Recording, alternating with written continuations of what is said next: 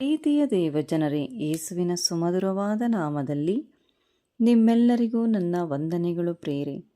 ಪ್ರಿಯರೇ, ನಾವು ಈ ಸೃಷ್ಟಿಯ ಕ್ರಮ ಹೇಗೆ ಉಂಟಾಯಿತು ಹಾಗೂ ಮಾನವನನ್ನು ಸರ್ವೇಶ್ವರ ಸ್ವಾಮಿಯು ಯಾವ ರೀತಿ ಮನುಷ್ಯನನ್ನು ಹೇಗೆ ಸೃಷ್ಟಿಸಲ್ಪಟ್ಟರು ಎಂದು ನಾವು ಬೈಬಲ್ ಮೂಲಕ ತಿಳಿದುಕೊಳ್ಳೋಣ. ಪ್ರಿಯರೇ, ಹಾಗಾದರೆ ನೀವು ಇದೇ ಮೊದಲು ಸಾರಿ ಈ ವಿಡಿಯೋವನ್ನು ನೋಡುವುದಾದರೆ ಸಬ್ಸ್ಕ್ರೈಬ್ ಮಾಡುವುದನ್ನು ಮರೆಯಬೇಡಿ. ಬೆಲ್ ಬಟನನ್ನು ಪ್ರೆಸ್ ಮಾಡಿಕೊಳ್ಳಿ. ಬನ್ನಿ ಪ್ರಿಯರೇ, ವಿಡಿಯೋವನ್ನು ಸ್ಟಾರ್ಟ್ ಮಾಡೋಣ. ಪ್ರಿಯರೇ, ಮೊದಲು ತಂದೆಯಾದ ದೇವರು ಸರ್ವೇಶ್ವರ ಸ್ವಾಮಿಯು ಆದಿಯಲ್ಲಿ ಆಕಾಶವನ್ನು ಭೂಮಿಯನ್ನು ಉಂಟು ಮಾಡಿದರು. ಏಕೆಂದರೆ ಭೂಮಿಯು ಕ್ರಮವಿಲ್ಲದೆಯೂ ಬರಿದಾಗಿಯೂ ಇತ್ತು. ಏಕೆಂದರೆ ಆದಿಸಾಗರದ ಮೇಲೆ ಕತ್ತಲಿತ್ತು. ದೇವರಾತ್ಮವು ಜಲಸಮೂಹಗಳ ಮೇಲೆ ಚಲಿಸುತ್ತಿತ್ತು. ಆಗ ಸರ್ವೇಶ್ವರ ಸ್ವಾಮಿಯು ಬೆಳಕಾಗಲಿ ಎನ್ನಲು ಬೆಳಕಾಯಿತು. ಸರ್ವೇಶ್ವರ ಸ್ವಾಮಿಗೆ ಅದು ಒಳ್ಳೆಯದೆಂದು ನೋಡಿದರು. ನಂತರ ದೇವರು ಬೆಳಕನ್ನು ಕತ್ತಲೆಯನ್ನು ಬೇರೆ ಬೇರೆ ಮಾಡಿ ಬೆಳಕಿಗೆ ಹಗಲೆಂದು ಕತ್ತಲಿಗೆ ಇರುಳೆಂದು ಹೆಸರಿಟ್ಟರು. ನಂತರ ಮೊದಲನೆಯ ದಿನವಾಯಿತು. ಪ್ರಿಯರೇ, ನಂತರ ದೇವರು ಜಲಸಮೂಹಗಳ ನಡುವೆ ವಿಸ್ತಾರವಾದ ಗುಮ್ಮಟವು ಉಂಟಾಗಲಿ, ಅದು ಕೆಳಗಣ ನೀರುಗಳನ್ನು ಮೇಲಣ ನೀರುಗಳನ್ನು ಬೇರೆ ಬೇರೆ ಆಗಲಿ ಅಂದರು. ಹಾಗೂ ವಿಸ್ತಾರವಾದ ಗುಮ್ಮಟವನ್ನು ಮಾಡಿ ಅದರ ಕೆಳಗಿದ್ದ ನೀರುಗಳನ್ನು ಅದರ ಮೇಲಿದ್ದ ನೀರುಗಳಿಂದ ವಿಂಗಡಿಸಿದರು. ಹೀಗೆಯೇ ದೇವರು ಆ ಗುಮ್ಮಟಕ್ಕೆ ಆಕಾಶವೆಂದು ಹೆಸರಿಟ್ಟರು. ಹೀಗೆ ಎರಡನೆಯ ದಿನವಾಯಿತು. ಪ್ರಿಯರೇ, ನಂತರ ದೇವರು ಆಕಾಶದ ಕೆಳಗಿರುವ ನೀರೆಲ್ಲ ಒಂದೇ ಸ್ಥಳದಲ್ಲಿ ಕೂಡಿಕೊಳ್ಳಲಿ, ಒಣನೆಲವು ಕಾಣಿಸಲಿ ಎಂದರು. ಹಾಗೆಯೇ ಆಯಿತು. ನಂತರ ಸರ್ವೇಶ್ವರ ಸ್ವಾಮಿಯು ಒಣನೆಲಕ್ಕೆ ಭೂಮಿಯೆಂದು ಜಲಸಮೂಹಕ್ಕೆ ಸಮುದ್ರವೆಂದು ಹೆಸರಿಟ್ಟರು.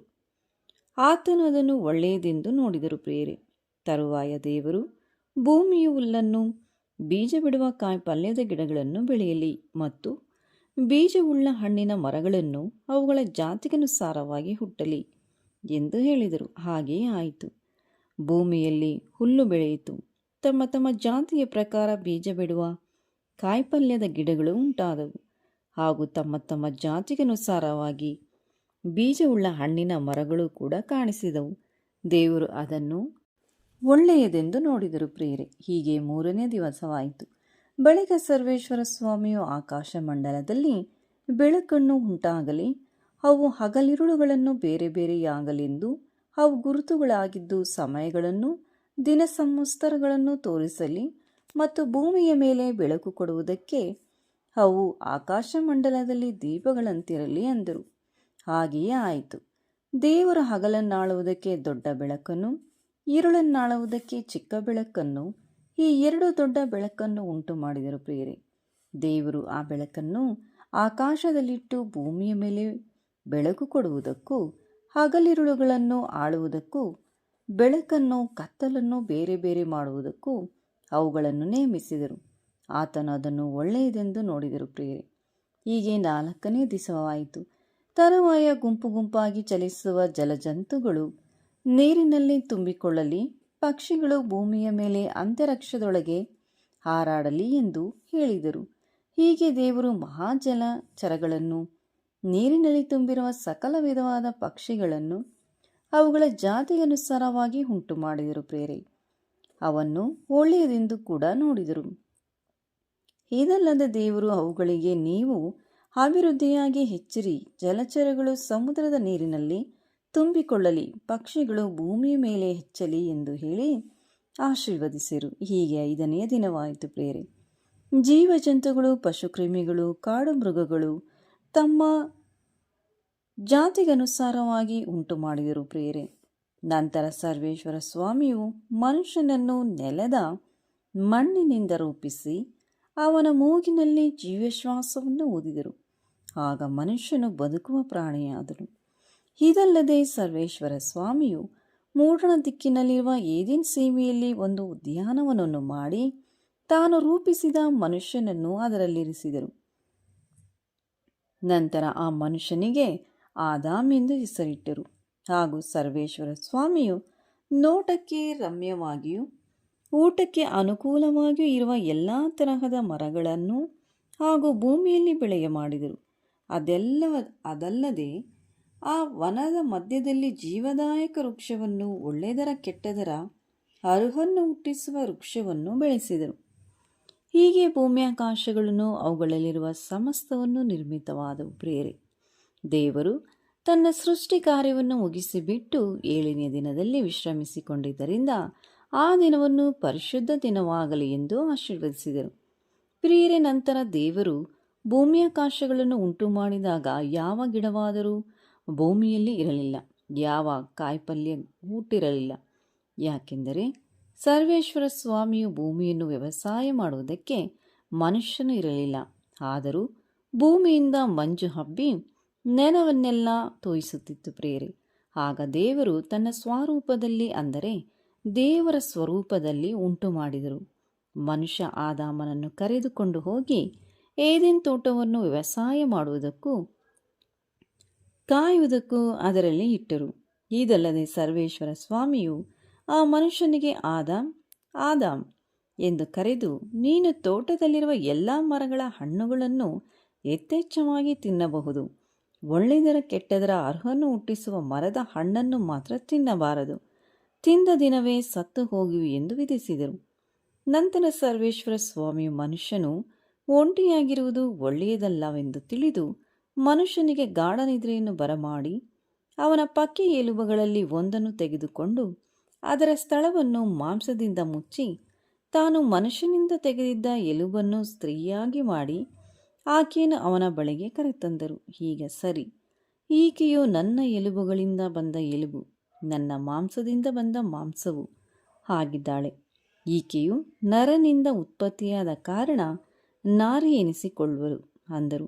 ಈ ಕಾರಣದಿಂದ ಪುರುಷನು ತಂದೆ ತಾಯಿಗಳನ್ನು ಬಿಟ್ಟು ತನ್ನ ಹೆಂಡತಿಯನ್ನು ಸೇರಿಕೊಳ್ಳುವನು, ಅವರಿಬ್ಬರೂ ಒಂದೇ ಶರೀರವಾಗಿರುವರು. ಆ ಸ್ತ್ರೀ ಪುರುಷರಿಬ್ಬರೂ ಬೆತ್ತಲೆಯಾಗಿದ್ದರೂ ನಾಚಿಕೊಳ್ಳಲಿಲ್ಲ ಪ್ರೇರೆ.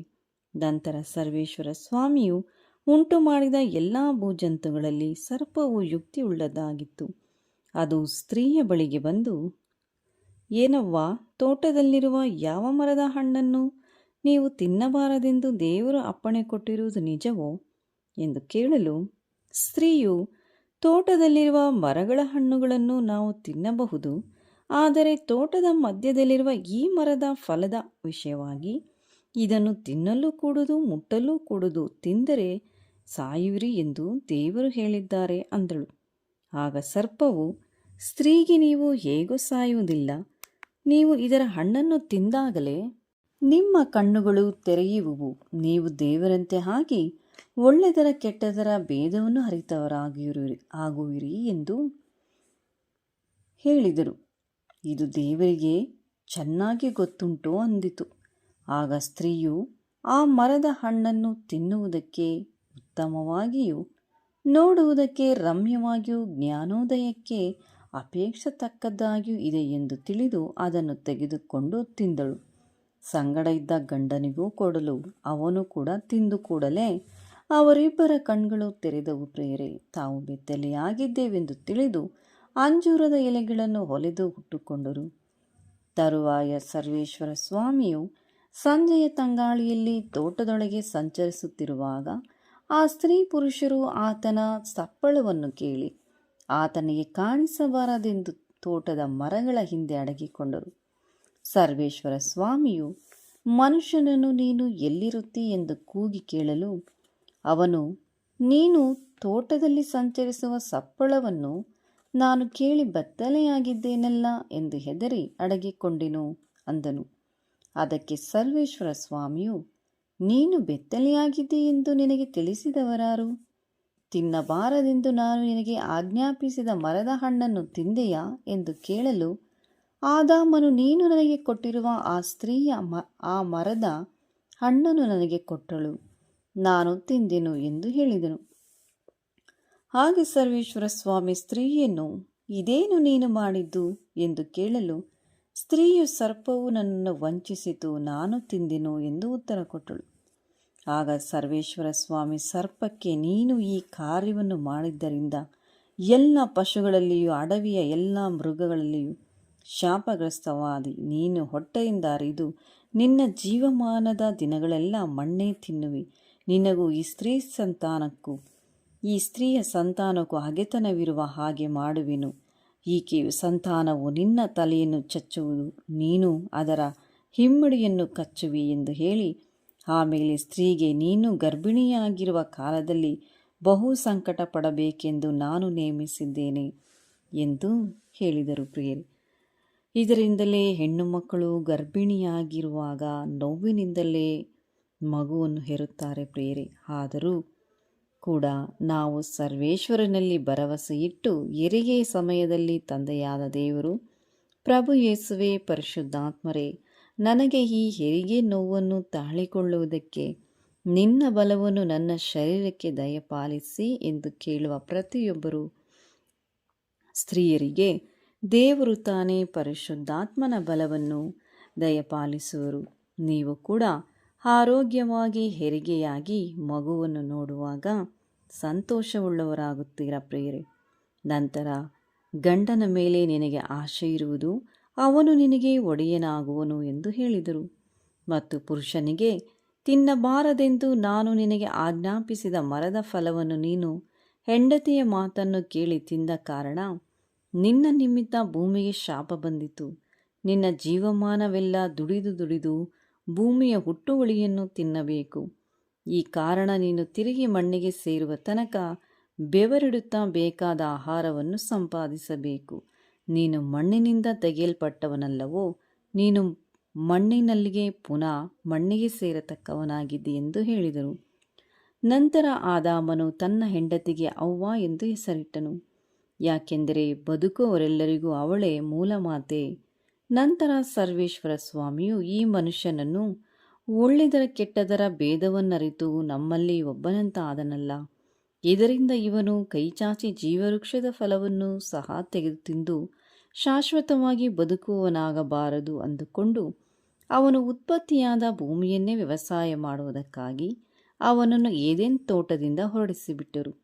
ಅದಲ್ಲದೆ ಜೀವವೃಕ್ಷಕ್ಕೆ ಹೋಗುವ ದಾರಿಯನ್ನು ಕಾಯುವುದಕ್ಕೆ ಆತನು ಏದೆನ್ ವನದ ಪೂರ್ವ ದಿಕ್ಕಿನಲ್ಲಿ ಕೆರೂಬಿಯರನ್ನು ದಗದಗನೆ ಪ್ರಜ್ವಲಿಸುತ್ತಾ ಕತ್ತಿಯನ್ನು ಇರಿಸಿದರು. ಹೀಗೆ ಪ್ರಿಯರೇ, ನಾವು ದೇವರು ಆಜ್ಞೆಯನ್ನು ಮಾಡಿದ್ದನ್ನು ಮೀರಿ ತಪ್ಪು ಮಾಡಿ ದೇವರ ಪ್ರಸನ್ನತೆ, ಶಾಂತಿ, ಸಮಾಧಾನವನ್ನು ಕಳೆದುಕೊಂಡು ನಿತ್ಯ ಜೀವವನ್ನೇ ಕಳೆದುಕೊಳ್ಳುತ್ತೇವೆ. ಆದ್ದರಿಂದಲೇ ಸರ್ವೇಶ್ವರ ಸ್ವಾಮಿಯು ಮತ್ತೆ ನಮ್ಮ ಶಾಪದಿಂದ, ಪಾಪದಿಂದ, ಬಂಧನದಿಂದ, ರೋಗದಿಂದ ಬಿಡುಗಡೆಯಾಗಿ ನಿತ್ಯ ಜೀವ ಹೊಂದಿಕೊಂಡು ದೇವರ ಪ್ರಸನ್ನತೆಯನ್ನು ಅನುಭವಿಸಬೇಕೆಂದು ಆದಿಯಲ್ಲಿ ಆದಾಮ್ ಅವಳು ಮಾಡಿದಂಥ ಪಾಪವನ್ನು ನಿತ್ಯವಾಗಿ ತೆಗೆದುಹಾಕುವುದಕ್ಕಾಗಿ ನಮಗಾಗಿ ಸರ್ವೇಶ್ವರ ಸ್ವಾಮಿಯು ಹೊಸ ಒಡಂಬಡಿಕೆಯಲ್ಲಿ ಮತ್ತೆ ಮರಿಯಳ ಗರ್ಭದಲ್ಲಿ ಪರಿಶುದ್ಧಾತ್ಮನ ಶಕ್ತಿಯಿಂದ ಮಗುವನ್ನು ಹೆತ್ತು ಈ ಲೋಕದಲ್ಲಿರುವ ಎಲ್ಲ ಮಾನವರಿಗಾಗಿ ಪ್ರಭು ಯೇಸುವಿನ ರಕ್ತಧಾರೆಯ ಮೂಲಕ ಪ್ರಭು ಯೇಸುವನ್ನು ಯಾರೆಲ್ಲ ತನ್ನ ರಕ್ಷಕನೆಂದು ಸ್ವೀಕರಿಸಿಕೊಳ್ಳುತ್ತಾರೋ ಅವರಿಗೆ ಶಾಪ, ಪಾಪ, ಸೈತಾನನ ಬಂಧನಗೊಳಗಾಗಿರುವ ಎಲ್ಲರಿಗೂ ಪ್ರಭು ಯೇಸುವಿನ ಮೂಲಕ ಸಂಪೂರ್ಣವಾಗಿ ಬಿಡುಗಡೆಯಾಗುವ ಮೂಲಕ ನಾವೆಲ್ಲರೂ ಸ್ವರ್ಗದಲ್ಲಿ ಸರ್ವಶಕ್ತ ದೇವರು ಮಾಡಿರುವಂತಹ ಸುಂದರವಾದ ಏದೆನ್ ತೋಟದಲ್ಲಿ ಹೋಗುವುದಕ್ಕೆ ಸಾಧ್ಯವಾಗುತ್ತದೆ ಪ್ರಿಯರೇ. ಅಲ್ಲಿ ರೋಗವಿಲ್ಲ, ದುಃಖವಿಲ್ಲ, ಮರಣವಂತೂ ಇಲ್ಲವೇ ಇಲ್ಲ ಪ್ರಿಯರೇ. ಅಲ್ಲಿ ಆನಂದವೇ ಆನಂದ, ಸಂತೋಷವೇ ಸಂತೋಷವೇ ಪ್ರಿಯರೇ. ನಮಗಾಗಿ ಕರ್ತರು ಮಾಡಿರುವಂಥ ಸ್ವರ್ಗ ಸಾಮ್ರಾಜ್ಯದಲ್ಲಿ ನಾವು ನಮ್ಮ ಕುಟುಂಬ ಸೇರಿ ದೇವರನ್ನು ಯಾವಾಗಲೂ ಸ್ತುತಿಸುತ್ತಾ ಆರಾಧಿಸೋಣ ಪ್ರಿಯರೇ. ಹಾಗೆ ಇತರರಿಗೂ ಕೂಡ ಪ್ರಭು ಯೇಸುವಿನ ಶುಭ ಸಂದೇಶವನ್ನು ಹೇಳಿ ಅವರನ್ನೂ ಕೂಡ ದೇವರ ರಾಜ್ಯದಲ್ಲಿ ಸೇರಿಸೋಣ ಪ್ರಿಯರೇ. ದೇವರ ಆಶೀರ್ವಾದವನ್ನು ಪಡೆದುಕೊಳ್ಳೋಣ ಪ್ರಿಯರೇ. ಹಾಗಾದರೆ ಈ ವಿಡಿಯೋ ನಿಮಗೆ ಇಷ್ಟವಾದಲ್ಲಿ ಒಂದು ಲೈಕ್ ಕೊಟ್ಟು ಶೇರ್ ಮಾಡಿ, ಸಬ್ಸ್ಕ್ರೈಬ್ ಮಾಡುವುದನ್ನು ಮರೆಯಬೇಡಿ. ಕಮೆಂಟಿನಲ್ಲಿ ತಿಳಿಸಿ ಪ್ರಿಯರೇ. ಪ್ರಭು ಯೇಸು ಪರಿಶುದ್ಧಾತ್ಮರು ನಿಮ್ಮನ್ನು, ನಿಮ್ಮ ಕುಟುಂಬವನ್ನು, ನೀವು ಮಾಡುವಂಥ ಕೆಲಸ ಕಾರ್ಯವನ್ನು ಆಶೀರ್ವದಿಸಲಿ. ಆಮೇನ್.